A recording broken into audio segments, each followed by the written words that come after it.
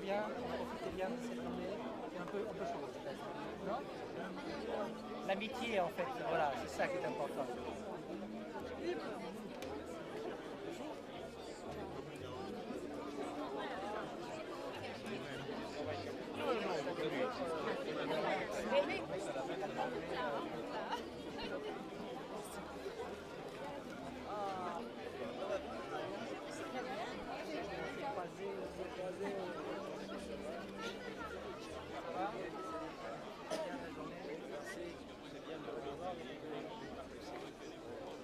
C'est d'accord.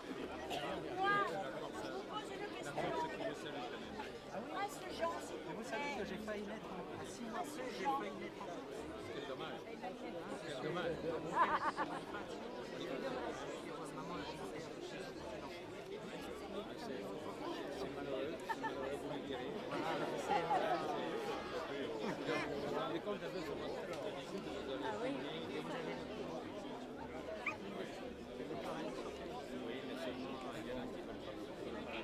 Karl Maurras a publié un jour un livre intitulé Quand les Français ne s'aimaient pas.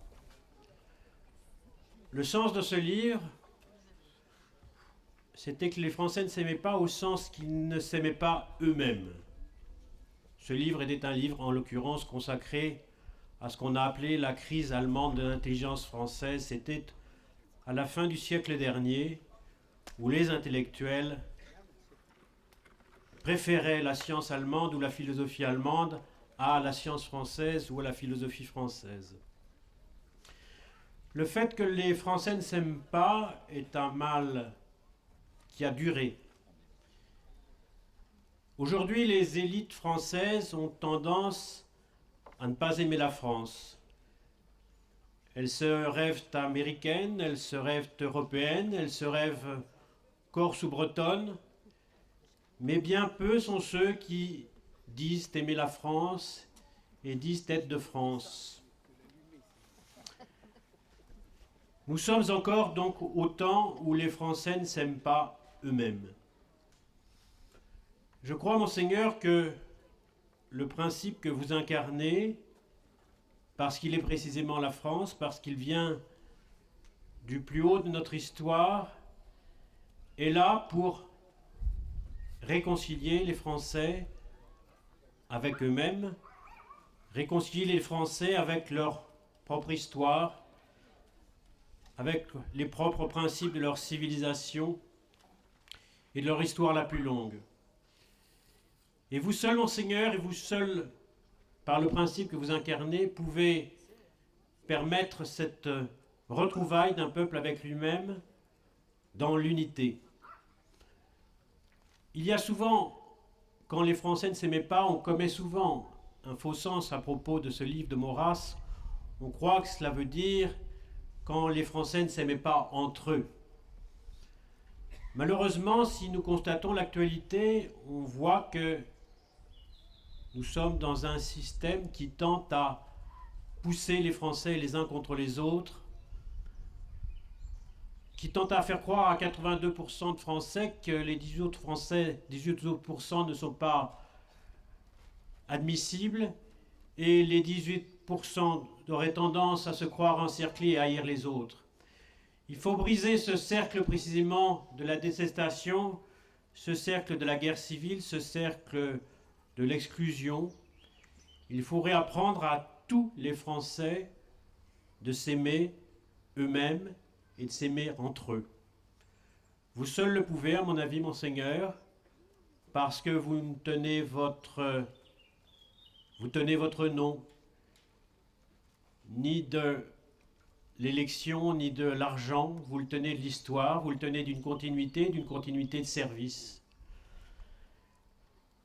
Il y a ici toutes sortes de générations, Monseigneur, de royalistes, de monarchistes, de fidèles de votre maison. C'est pour nous une joie immense, je serai le troisième à le dire, mais nous ne cesserons de le dire. Je suis très heureux que vous soyez là. Je suis très heureux d'être venu avec mes enfants et avec des amis de mes enfants. C'est toute la fidélité, moi aussi, de ma vie, de l'intermédiaire de ma vie, mais c'est aussi ma fidélité qui prend tout son sens avec vous. Merci, Monseigneur, d'être là. Vous nous avez fait un signe, le signe que Marcel Julien vous avait demandé, vous nous l'avez fait. Vous nous avez demandé d'être avec vous pour l'avenir, nous le serons. Et, Monseigneur, nous le savons, comme le disait votre grand-père, le comte de Paris, que l'avenir dure longtemps. Merci.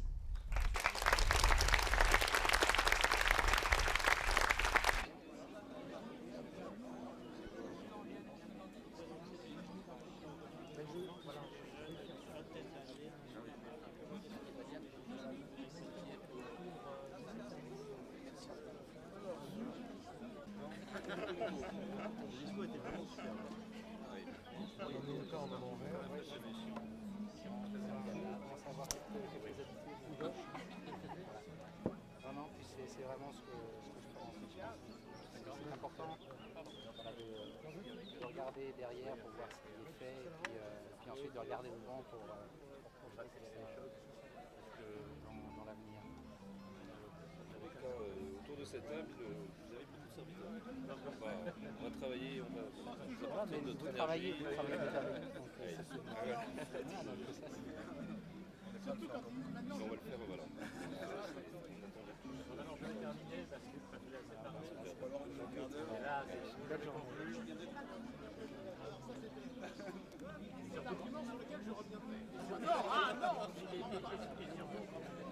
Bon, là, moi je parle pas.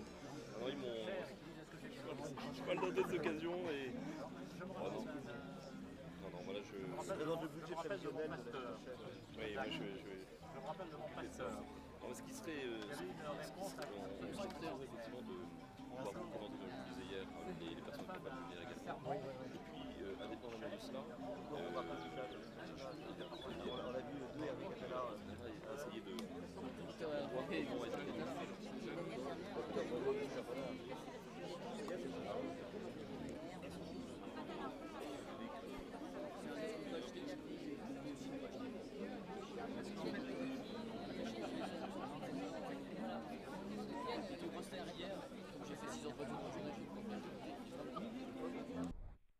Je vais m'adresser d'abord, avant de m'adresser à vous, à nos amis qui sont ici et qui sont pour certains des habitués des baux depuis longtemps et qui ont maintenu pendant les jours difficiles une fidélité qui était elle aussi difficile.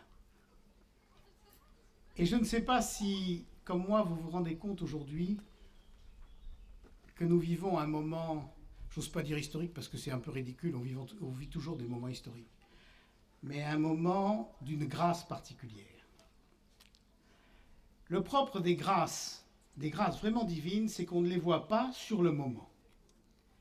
Et puis c'est après, même comme dans la littérature antique et pré-chrétienne, on voit que le dieu ou la déesse était passé quand elle s'en va.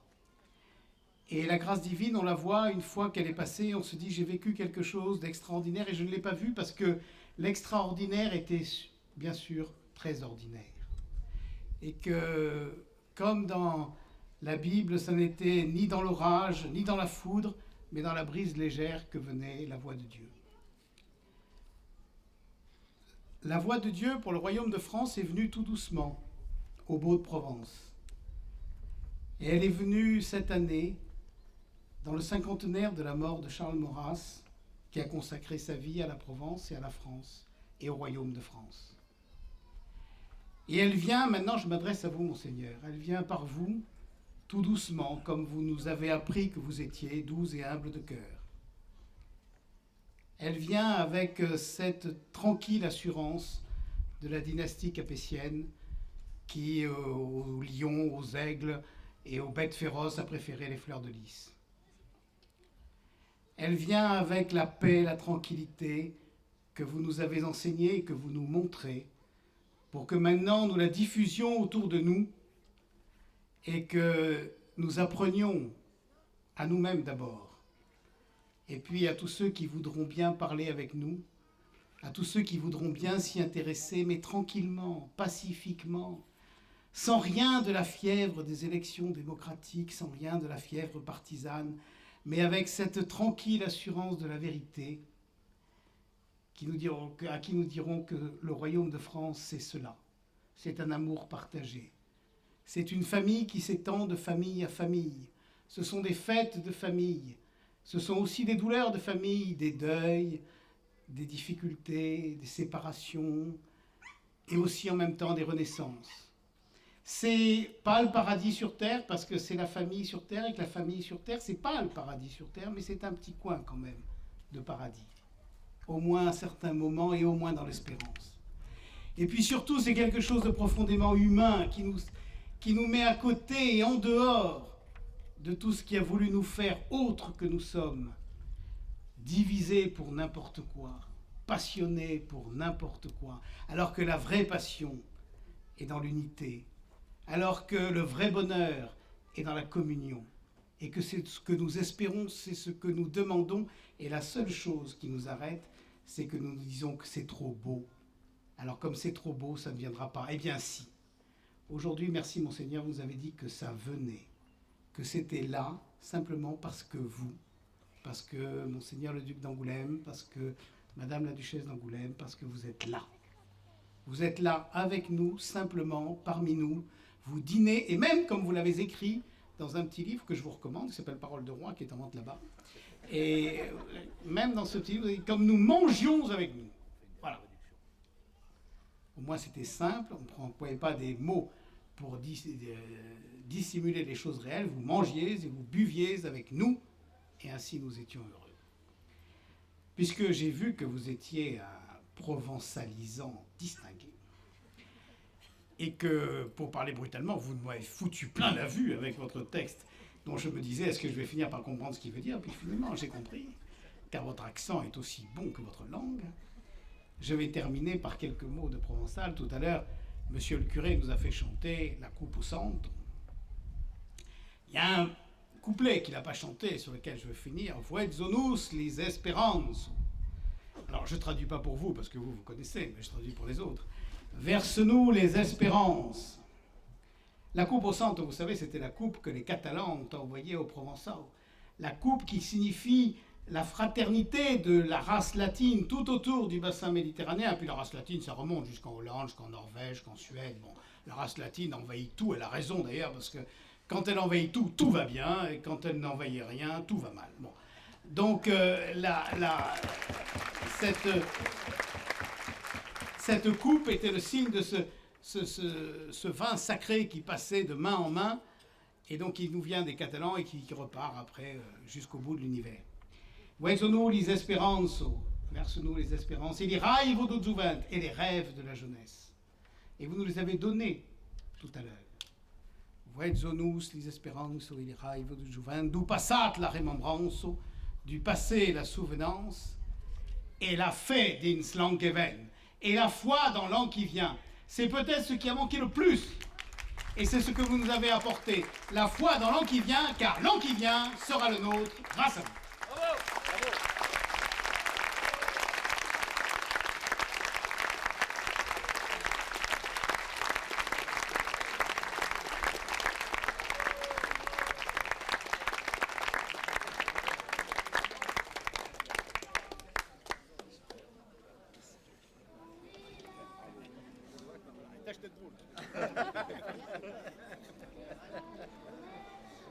C'est à cause de vous.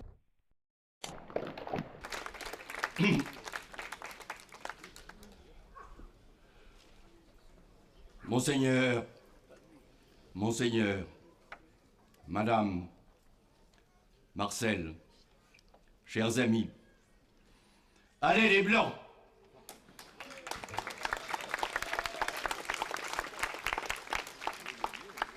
Les Blancs de Provence. Et je voudrais d'abord que nous pensions un instant, par gratitude filiale, à celui sans lequel les Baux de Provence ne seraient pas ce qu'ils sont, celui que nous avons quelques-uns accompagnés pour son dernier sépare le 19 novembre 1952, celui que vous avez déjà nommé Jacques Trémollet de Villers, Gérard Leclerc, Jean Sévilla, Charles Maurras.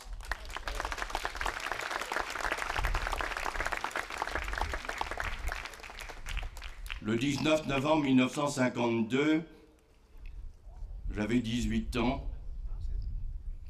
Il faisait très froid ce jour-là. Il neigeait à Tours. Nous étions un petit nombre, un grand nombre, aussi nombreux qu'aujourd'hui, devant un train où il y avait un wagon à bestiaux pour emmener son cercueil, car le gouvernement avait peur d'un retour triomphal vers Martigues et la Provence. Bernanos l'avait menacé, vous le savez, de funérailles nationales, mais entouré de CRS, de nos drapeaux, les larmes plein les yeux, en accompagnant celui qui était le plus sage et le plus juste des hommes que nous aurions pu connaître. Je ne l'avais pas connu. Je l'ai rencontré la première fois dans ce wagon à bestiaux. Nous avions en même temps la poitrine gonflée d'espérance. Quel est l'homme public aujourd'hui qui aurait un si grand nombre d'hommes autour de lui? Nous avions appris de lui que l'espérance est royale.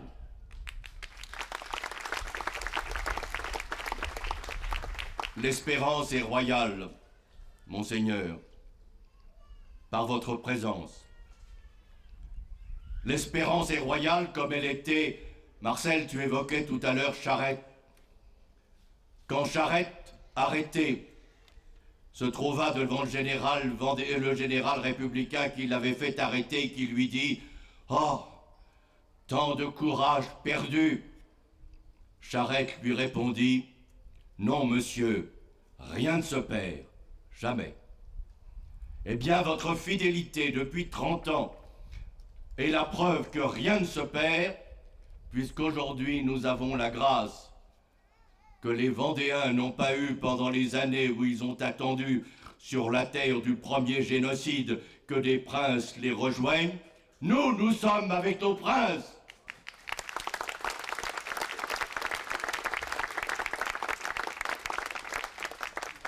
Oui, Jacques, c'est un grand jour car c'est une grâce. Nous l'aurons connue et nous allons la transmettre. Et nous l'avons déjà transmis. Je pense à cet instant du 21 janvier 1793 qui marque le retournement et l'inversion de la sacralité quand la reine, le dauphin, Madame Élisabeth entend dire les canons annonçant la mort du roi, ils se jetèrent les uns les autres dans les bras en pleurant. Puis la reine s'éloigna et s'agenouilla devant le dauphin. On ne sait pas ce qu'elle lui dit. Elle lui a sans doute dit « Le roi est mort, vive le roi ». Cela veut dire que l'espérance était déjà royale. Et parce que l'espérance était royale, va se faire le premier lavage de cerveau de l'histoire de l'Europe. On va avilir le prince et le conduire à cette mort invisible, car il est mort dans l'invisible, mais nous le savons désormais, il est mort au temple, et dans cet invisible, il y a une lueur d'espérance qui commençait et qui s'exprime dans ce testament. L'admirable testament de Louis XVI, le chef-d'œuvre de la dignité humaine et de la foi chrétienne, par lequel tous les sentiments les plus subtils et d'affection sont exprimés et qui commence par ces mots peut-être jamais observés avant ce jour. Moi, Louis, roi de France, 16e du nom. Or, par la Constitution du 3 septembre 1792, il était roi des Français. Mais c'était un trop bon constitutionnaliste pour ne pas savoir que la Convention, en se faisant juge et législateur, avait aboli la séparation des pouvoirs et l'inviolabilité du roi. La Constitution n'existait plus, il n'était plus le roi des Français. Mais ce que rien n'abolit, c'est l'onction sainte de Reims, roi des Français. Le roi ne meurt pas. Le roi ne meurt pas plus que la graine ne meurt, et elle ne meurt que pour ressusciter. Cet extraordinaire miracle qu'on appelle les deux corps du roi. Il y a un corps physique et il y a un corps immortel. Vous savez qu'à la mort du roi, alors que tous portent le deuil, seuls les magistrats du Parlement de Paris tenant les poils du cercueil restaient en rouge, car seuls ils ne portaient pas le deuil, car la justice c'est le roi c'est la justice, et que la justice du roi ne meurt jamais. Quelle fabuleuse et admirable leçon qui nous est donnée. Le roi ne meurt pas, vive le roi. Alors, je voudrais ajouter 2 mots d'espérance très pratiques. Tout à l'heure, comme d'autres, une journaliste Néfer3 me posait une question. Je ne pense pas que ma réponse se retrouve ce soir. Elle me disait, mais enfin, comment pensez-vous possible une restauration?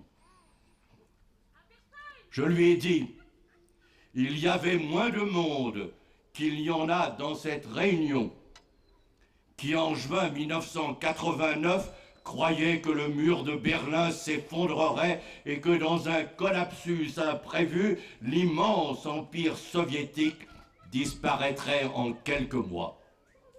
Voilà la raison de notre espoir.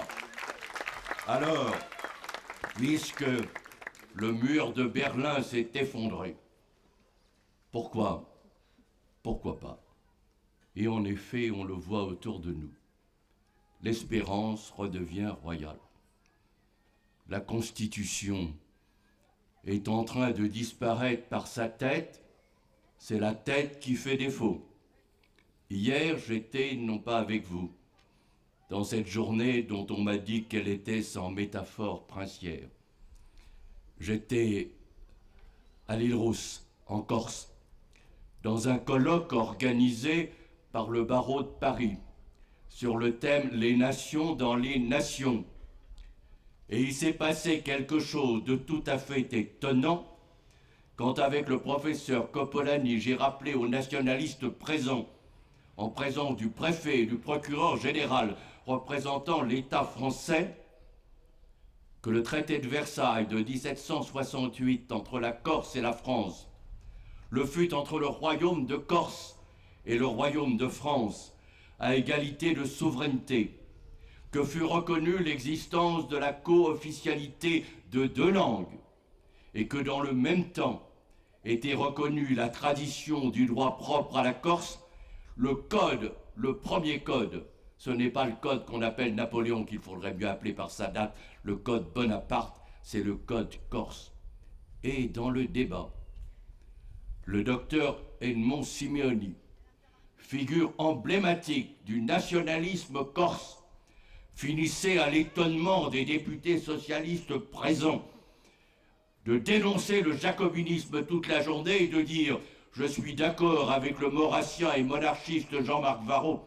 Tout le monde avait compris ce que j'étais, je ne sais pas comment, en disant « Eh bien, la solution entre la Corse et la France, ce serait effectivement la solution royale. » L'espérance, vous le voyez, elle est royale. Alors, je termine. Je regarde le drapeau de Louis-Philippe à Valmy. Je regarde le bleu. Allez les bleus couleur des Mérovingiens et de Saint-Martin. Allez les rouges, couleur de Bouvines et couleur des Capétiens. Allez les blancs, c'est la couleur du commandement. C'est, Monseigneur, votre couleur. Merci, Monseigneur.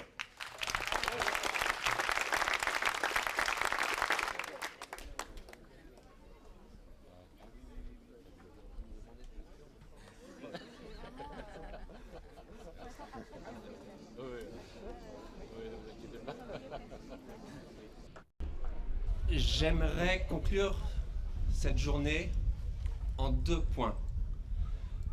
Le premier point, ce seront des remerciements. Le deuxième point, ce sera des confidences. Les remerciements, et j'aimerais le faire au nom de mon frère, au nom de moi-même et au nom de mon épouse. J'aimerais remercier l'association qui a été montée à l'occasion de ce voyage, maître d'œuvre du déplacement de mon frère. Et parmi les personnes que je souhaite remercier, je citerai Gérard Paul, Jean-Louis Huébert, Patrick Barrault, Henri Augier, Franck et Dominique Lesteven,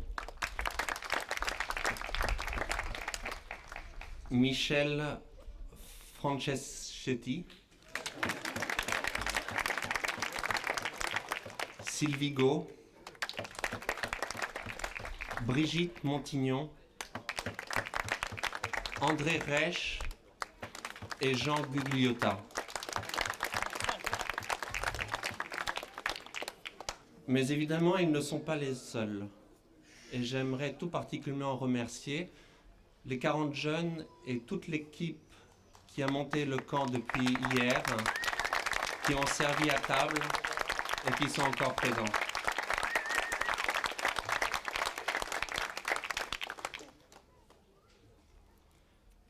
Je souhaiterais aussi remercier vous tous